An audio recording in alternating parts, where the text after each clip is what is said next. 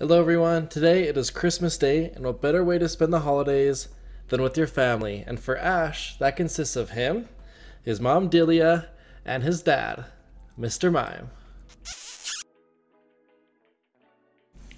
What a scary / gross thought, huh? Well, it's true, and let me explain why. First, we're going to go over to Diamond and Pearl, to Kanalave Library, and also check out Game Theory's video, Humans Are Pokemon. They do a great job at explaining this certain topic, way better than I ever could. It's going to get super weird in here, just so you guys are ready. In Sinnoh Folk Story number 3, it reads, "There once were Pokemon that became very close to humans. There once were humans and Pokemon that ate together at the table. It was a time where there was no distinction." And in the Japanese text, it reads, "They were so close that they used to marry." And then in English, they changed it because it's English, they always changed everything's in the game. But yeah, so they used to marry. So if you ever wanted to marry a Pokemon back in the day, you wouldn't have gotten any weird looks, and if you found, let's say, Onix attractive, or any other Pokemon for that matter, you would have been fine. But I want to also go over cases where Pokemon and humans are the same and there actually was no distinction.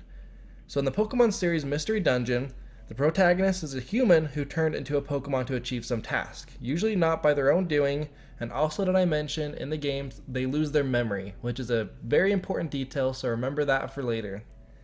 We're going to jump over to the Pokedex to read some entries of Pokemon who were once human.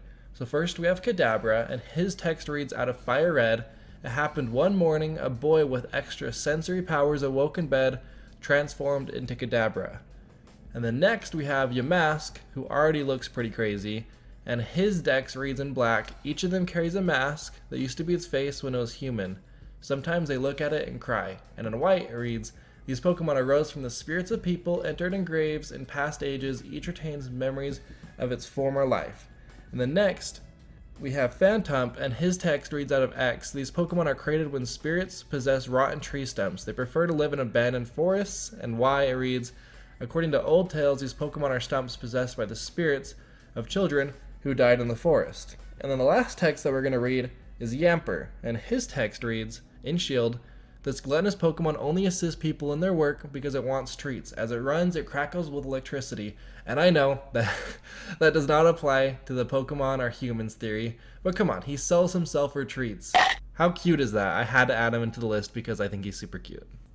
What we know about Ash's dad. So we don't have a ton of information about his dad, but we do have a few things that we can pick up here and there. And the first one is in the anime when Ash arrives in Viridian City for the first time. He calls his mom to tell her, and she's impressed that he's gotten there so quickly, and she says, "It took your father 4 days to get there when he started his Pokemon training. He will be so proud. You're the apple of his eye."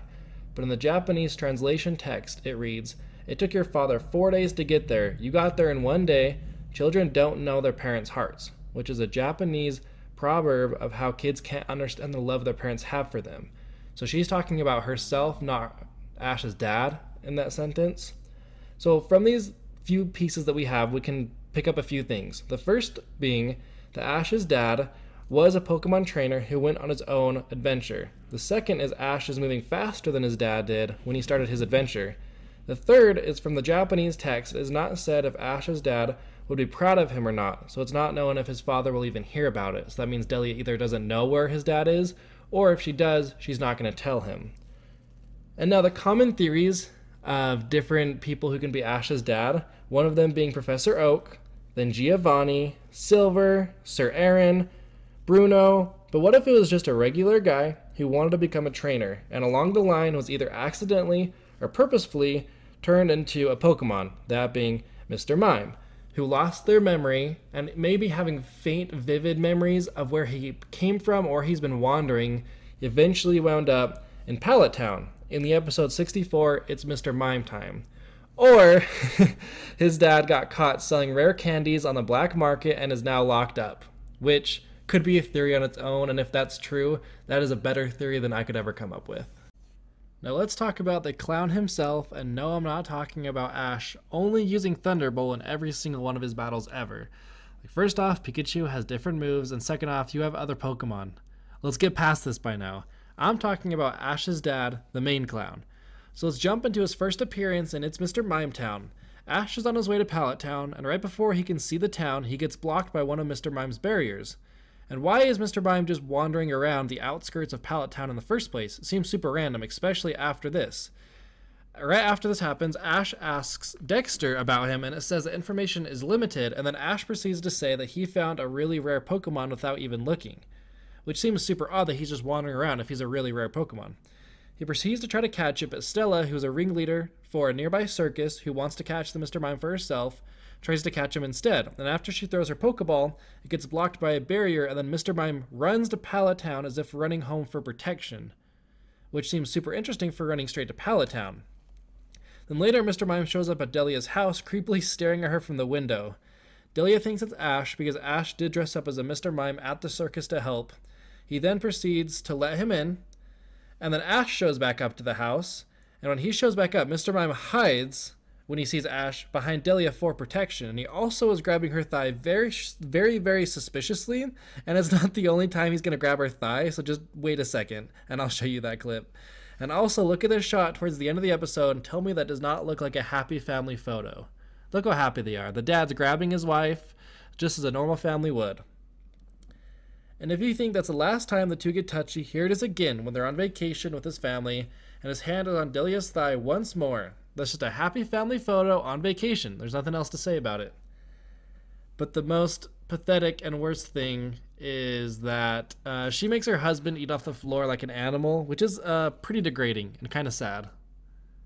So to recap everything in this video, my theory, which is just a theory at the end of the day, is that Mr. Mime was once human who was turned into a Pokemon who lost their memory and has been wandering ever since until he found Pallet Town, and he felt something familiar there with Delia, and over time they've been rekindling that relationship, or he's Ash's stepdad, one of the two.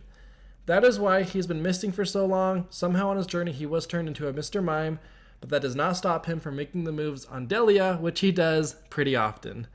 And also, they have been talking about the new Pokemon movie, like in Pokemon News and whatnot. I think it's called like Pokemon Coco or something like that. But they said they're going to release more information on Ash's dad. So if they say it's not Mr. Mime, don't listen. It's lies. Definitely check it out. I'm excited to see what they do say. It'll be definitely interesting. But thank you guys for watching. This has been my first theory video. It's been a ton of fun to make. I've put quite a bit of time into it. I hope you guys liked it. If the content is good enough for you guys, please feel free to like and subscribe. I would really appreciate it. And also, if you're ever on Twitch, feel free to come find me. The name is 17 Foxes, same as my YouTube name. I stream Monday, Wednesdays, and Saturdays, 8 to 10 o'clock Mountain Standard Time. I'd appreciate to see you guys there. It'd be awesome. Have a ton of fun. Let's play some games together. But thank you for watching. You guys have a great day.